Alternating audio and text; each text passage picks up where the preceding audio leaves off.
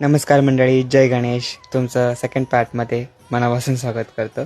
तुमची इच्छा पूर्ण करण्यासाठी मी त्याला घेऊन आलेलो पुण्याला, म्हणजे श्री श्रीमंत दगडूशेठ हलवाई गणपती बाप्पाचं दर्शन करायला.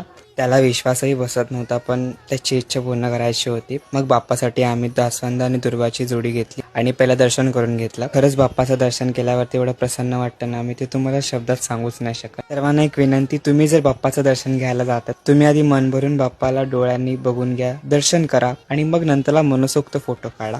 अशा प्रकारे मी माझ्या मित्राची इच्छा पूर्ण केली आहे. नंतरला आम्ही प्रसाद घेतला.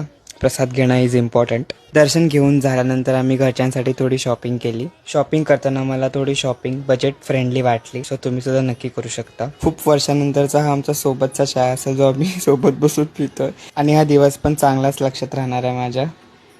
मस्तपैकी चहा पिल्यानंतर आता आम्ही जात आहोत तुळशी बागेतल्या महागणपती बाप्पाचं दर्शन घ्यायला, जे की माझ्या दर्शन लिस्टमध्ये मी मेन्शन करून ठेवलेलं, आणि मी ते दर्शन घेतलं फायनली. तिथून आम्ही गेलो श्री श्रीमंत भाऊसाहेब रंगारी गणपती बाप्पाचं दर्शन घ्यायला.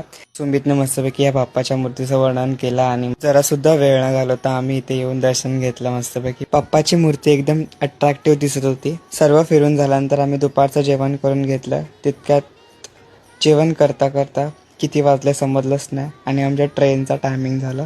खरं सांगायचं म्हटलं तर पुणे खूप मस्त सिटी आहे. तुम्ही सुद्धा नक्की इथे या, विजिट करा आणि चांगल्या मेमरी बनवा.